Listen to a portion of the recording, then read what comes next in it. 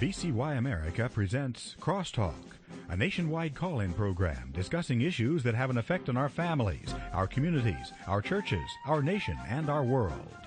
Crosstalk, an opportunity for you to voice your concerns for biblical principles. And now live by satellite and around the world on the internet at vcyamerica.org. Here is today's Crosstalk. And we thank you for joining us on Crosstalk here on VCY America. Well, as unbelievable as it sounds, coming up on November 1st, we are about to witness what's believed to be the largest one-time release of criminal prisoners in American history. In excess of 46,000 will be released starting November 1st. This, of course, comes on top of those already in our country who were not stopped at our southern border, such as the drug cartels. We have the sanctuary cities who are letting criminals go, and we have the influx of Muslim refugees, followers of Sharia, that the Obama administration is bringing in droves by the tens of thousands into our nation as well. It's a mix that doesn't bode well for the security and the well-being of our nation. Here to discuss this and other topics is Robert Romano. He is senior editor of Americans for Limited Government, an organization that's committed to identify, expose, and work with Congress and state legislatures to prevent the continued expansion of government. Robert, thanks for joining us today. Really appreciate come on this topic. I wish it was a better topic. Yeah, but, it's absolutely. certainly a serious one, and I think that your listeners should know about.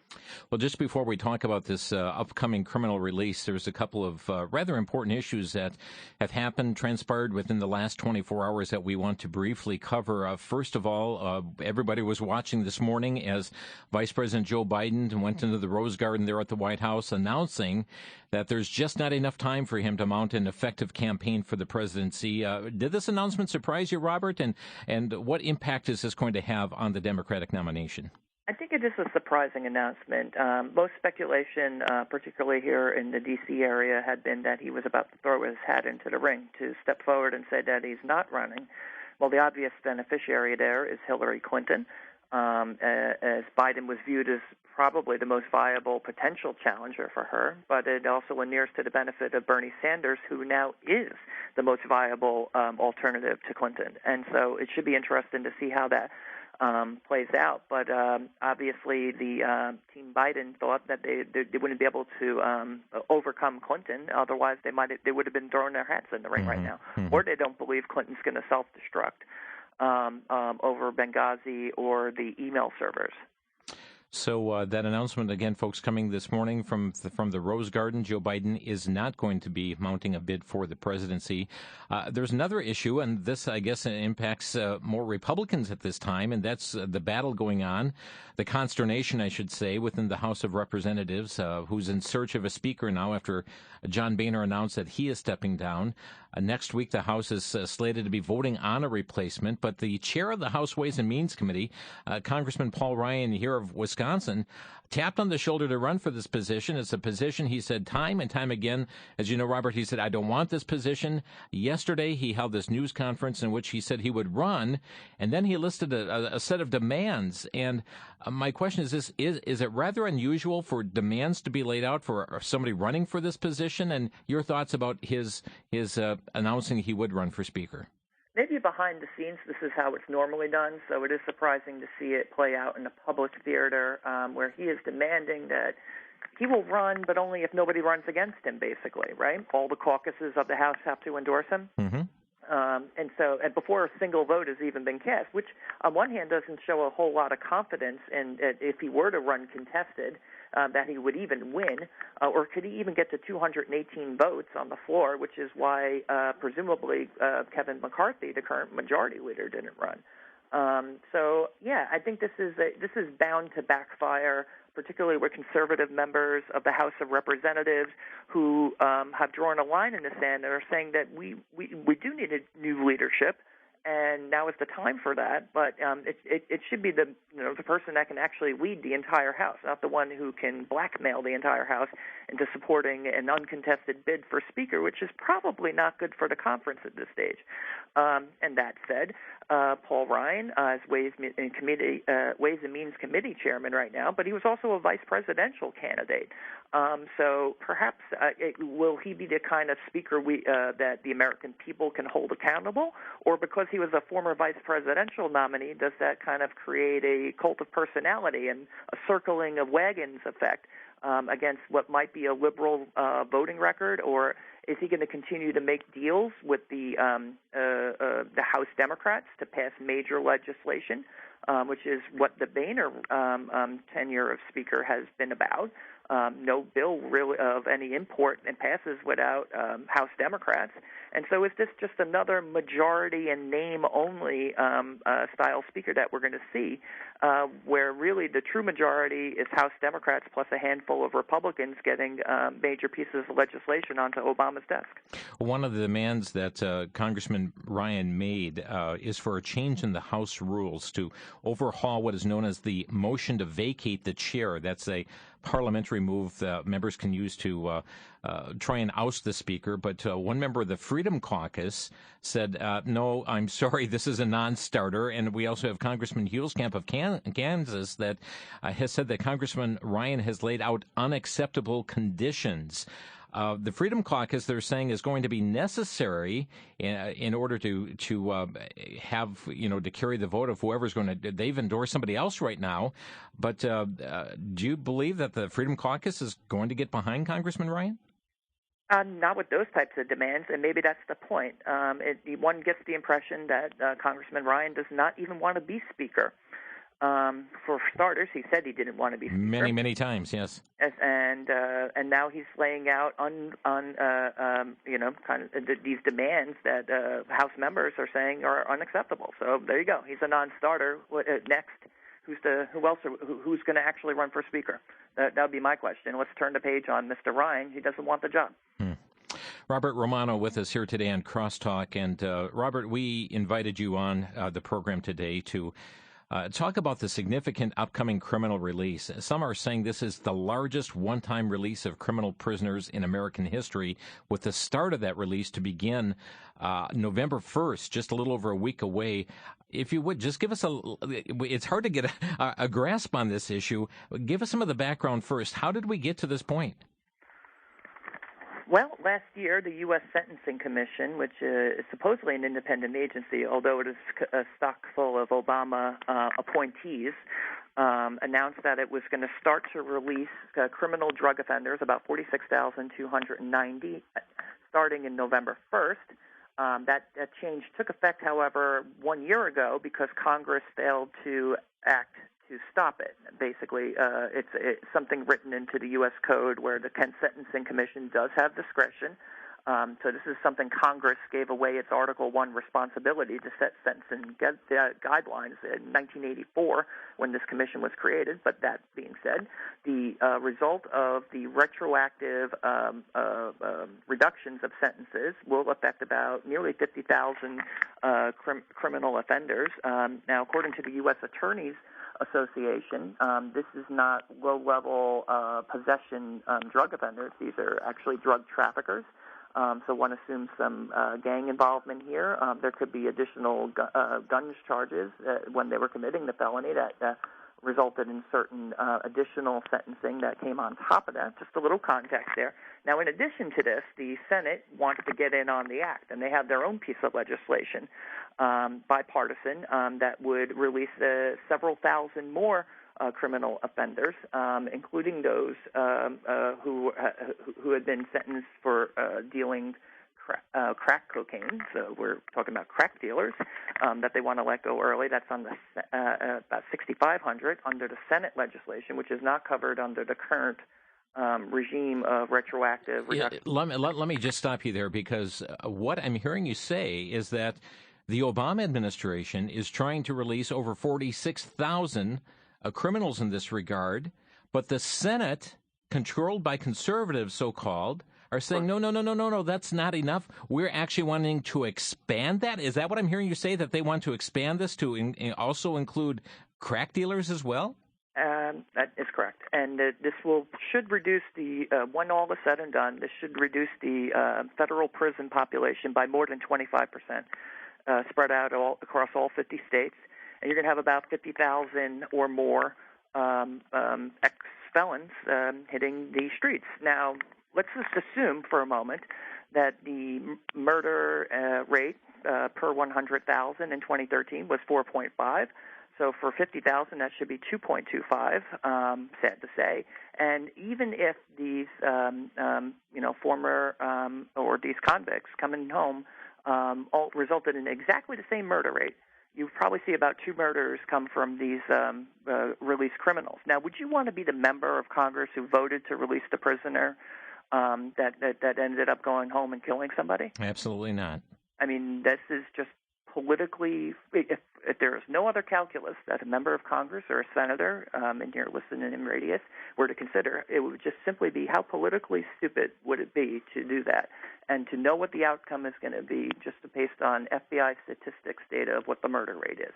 It is a heck of a lot of people to let out of the federal prisons, and it's probably not particularly wise.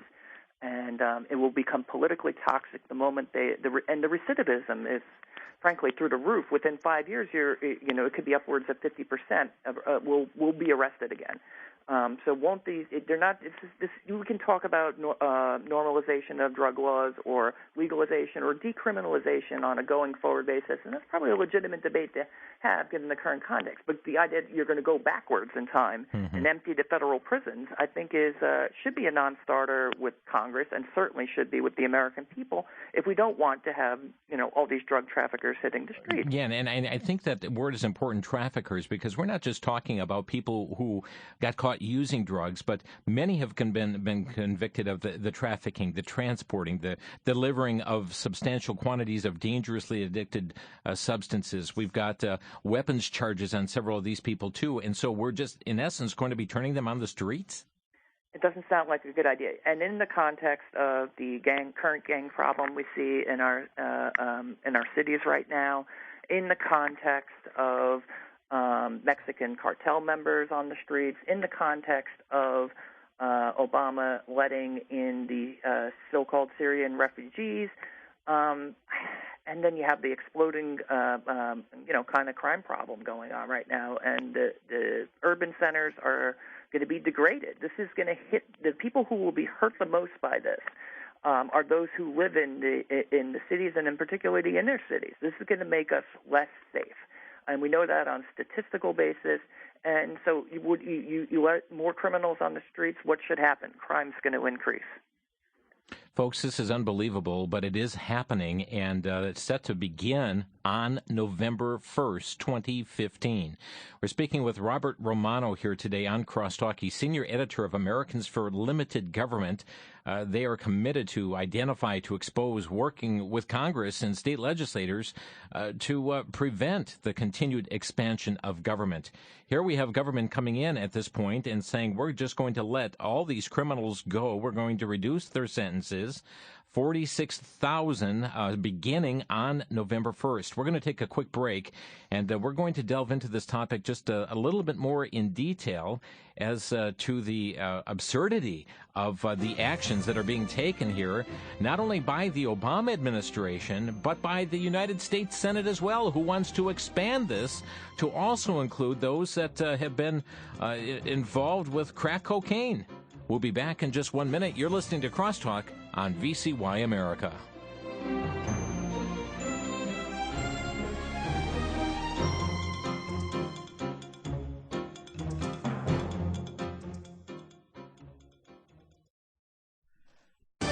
Back to Genesis with Dr. John Morris, scientist and author with the Institute for Creation Research. Dr. Morris, some Christians say that combining the belief in creation with the belief in millions of years helps to win unbelievers. Is this really true? Chris, it is true that some scientists like Dr. Hugh Ross claim that his old Earth creation is more evangelistic than young Earth creation. But I question it. Many have been repelled by his compromised position. Dr. Carl Sagan was one of them. He was a thorough atheist, but he said that while he didn't believe young Earth creationists were correct, he says at least we were consistent. To put the Big Bang into Genesis 1, he thought was intellectually dishonest. Jesus Christ was repelled by the compromisers of his day. It was unnecessary and unfruitful. The only way to be fruitful and God-pleasing is to believe what it says back in Genesis, just like it's written. For more on creation, visit our website at www.icr.org.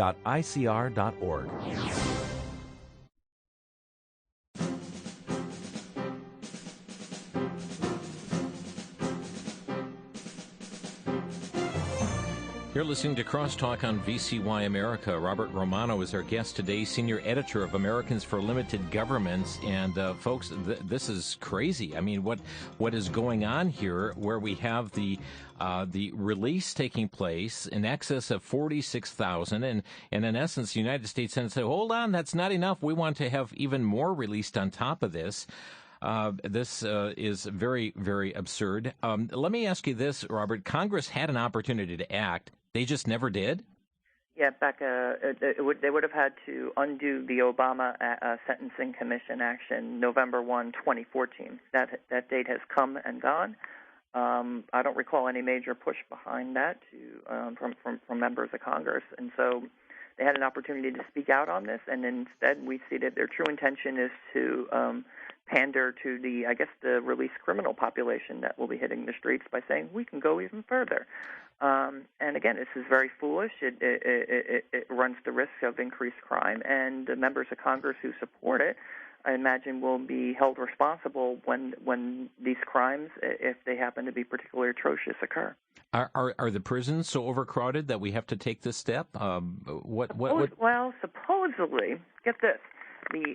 They're also including in the Senate legislation criminals who had additional gun charges in the legislation, and supposedly the 46,000 that Obama was letting loose, it was to make room for those more dangerous criminals who had weapons in their possession when the felony was committed. Now Congress is coming forward and saying, no, we want to let the gun-wielding criminals go as well, those who had firearms while they were committing the crime.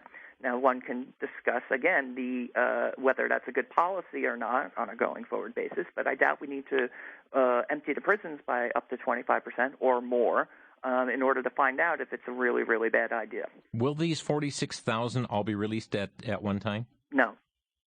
This is it should be about 6,000 at first, and then on an annual basis, you'll see a few thousand more trickle out. And so, but over time, 5 or 10 years, eventually that will be the net reduction. But again, there is no other reforms taking place. So one just imagines that the prisons will fill up again. And aren't many of these to be released illegal aliens? According to one estimate I saw from the government, about 1/3 will supposedly be deported instantaneously, and it's given the revolving door at the border and via our airports and train stations and ports, one assumes that they'll be right back here as well. Yeah, and certainly that we've seen that repeat itself over and over. I guess, at the same time we're seeing such a sharp increase in the number of the so-called sanctuary cities that are shielding criminal illegal immigrants from federal immigration authorities. We saw yesterday there was an attempt to pass legislation that would have withheld federal funding for such cities. The bill needed 60 votes to advance, only received 54. 2 Democrats, Joe Manchin of West Virginia and Joe Donnelly of Indiana, voted to advance the bill. 1 Republican, Mark Kirk, voted against his party of Illinois, voted to block it. Before the vote, though, Senate Minority Leader Harry Reid accused Republicans of wasting the American people's time, calling it the Donald Trump Act. He said passage would mean that we'd have to build many more costly prisons. President Obama also vowed to veto such legislation. So we had Congress who's trying I have a hard time understanding where we have a Senate who's saying, no, we need to defund these sanctuary cities, but at the same time, we have a Senate that's trying to expand what President Obama's already doing. It is a mad world we live in.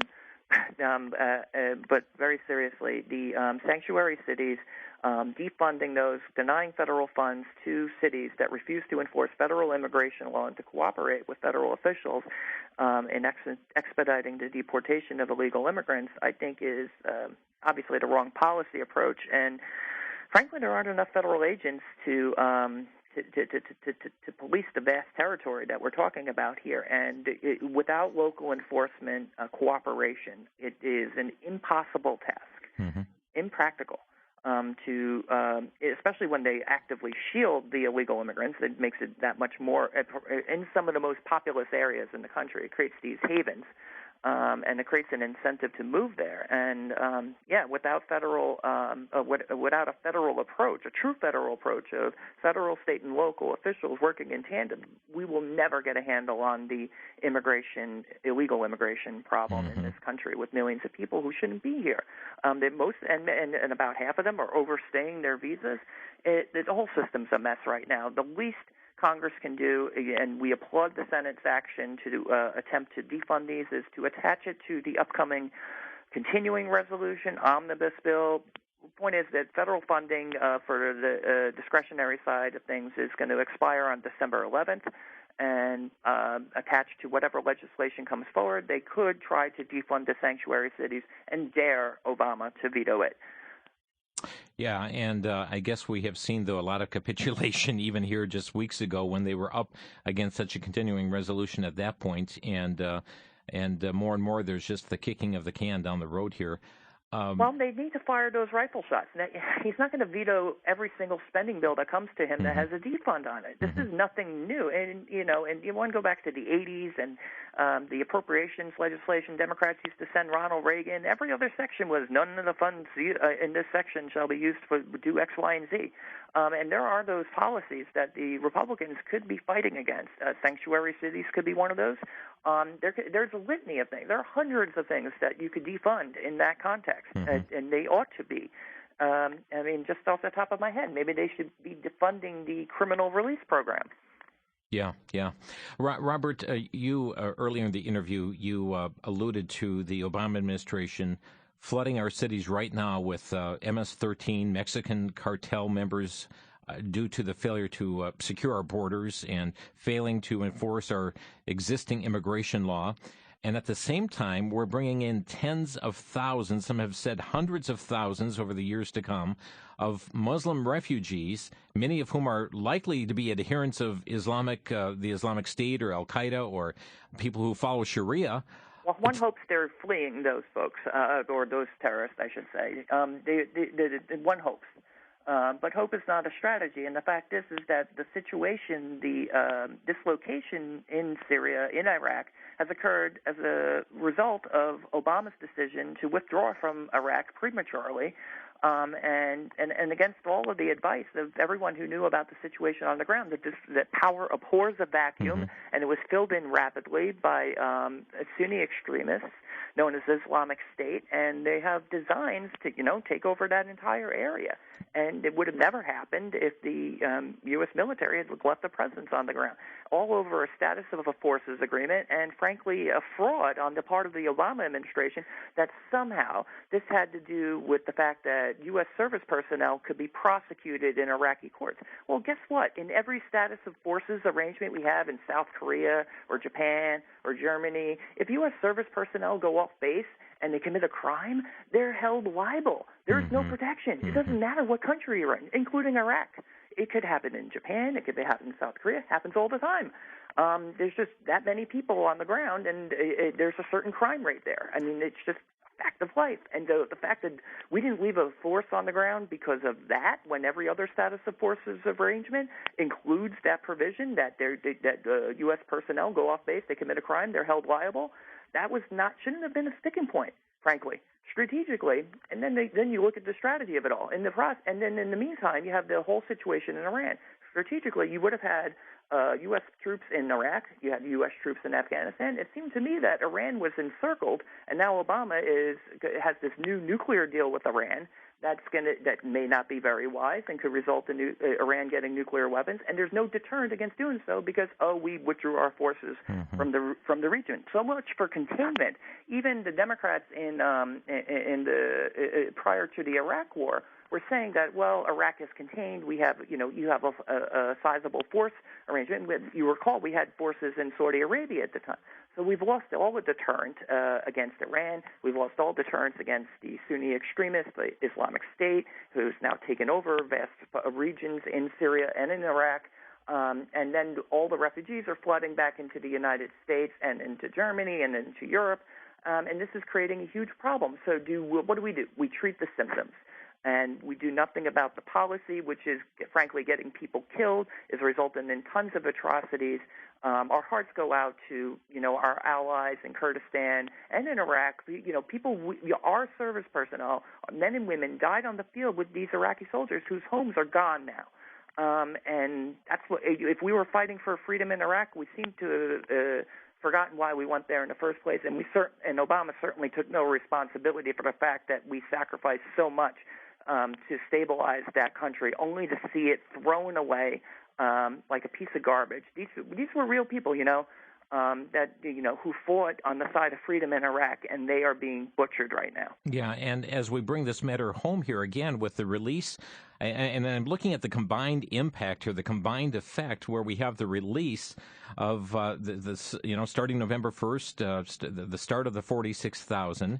We combine that with the cartel members, MS-13 gang members, people who we've not stopped at their southern borders. We look at the bringing in, we have Muslim refugees that are likely followers of Sharia, and we are seeing a lot of middle-aged and young men that are part of this whole process. But when I look at the combined effect here, Robert, it doesn't look like a very good mix here at this time for our nation. Right, and don't forget the left's war on the police and law enforcement and the pressure that is being put publicly, particularly by the President of the United States, on local law enforcement, this powder keg that he seems to want to set off, and the explosion in crime that could result, and in the meantime, creating a disincentive for police to do anything about it. It's creating a dangerous situation. People are going to get killed. That's the very point. There's no sanity to these decisions. It sounds one could come up with the conclusion that there's some sort of purposeful plan for the production of further chaos, further crime, further violence, because that's what we see as a net effect here. Am I reading too much into this? I assume that Obama's intentions, he won't be judged by his intentions. He will be judged by the outcomes. And when history looks about it in hindsight, they will have a hard time distinguishing between the two. Anything our listeners can do at this point as it relates to the release coming up on November 1st, or is it's a done deal? In no way, shape, or form should your listeners be allowing their member of Congress or their senator senators to be supporting legislation that will result in the release of tens of thousands of criminals, for starters. And number two, they should be encouraging them to instead offer legislation that will defund, in the upcoming Appropriations Act, the release of the criminals. And going forward, we need more enforcement measures. Yes, defund sanctuary cities. Do everything that is possible to get a handle on this before it gets out of control. Do we really want to go back to the days of the 1970s and 80s and the crime problem we had in this country? That is exactly what we're doing. Law enforcement, our U.S. attorneys are speaking out against these types of policies right now. We're at that tipping point where you could get control of this in a few years with the proper policies. We saw what Rudy Giuliani did in New York City, and frankly, I mean, I lived in New York during that time, and things really got better there. Crime went down. It was safe to go to the city again. It was a good time, and it is a direct function of what we do with our law enforcement and the deterrents that we put in place and the messages that we send, not only, particularly from public officials, about whether or not we're going to enforce the law. We have a president right now who does not want to enforce the law and has said so. And this is incredibly dangerous, and it's going to result in more crime, and sad to say, more people are going to get hurt in the process. Robert Romano, our guest. Let's open our phone lines here to Crosstalk, 800-733-9829. Your reaction, folks, 800-733-9829. We'll be right back. The horrors of Islam continue to dominate the headlines across the nation and around the world. Christians are targeted. Some are shot. Some have been doused in gasoline and lit aflame. Some are beheaded for not converting to Islam. In a stirring PowerPoint presentation, Shahram Hadian delivers a powerful message, Beheadings and the Bible. Shahram is a former Muslim born in Iran. He has since come to Christ and travels around the United States speaking on the true goal of Islam and the threat of Sharia in America.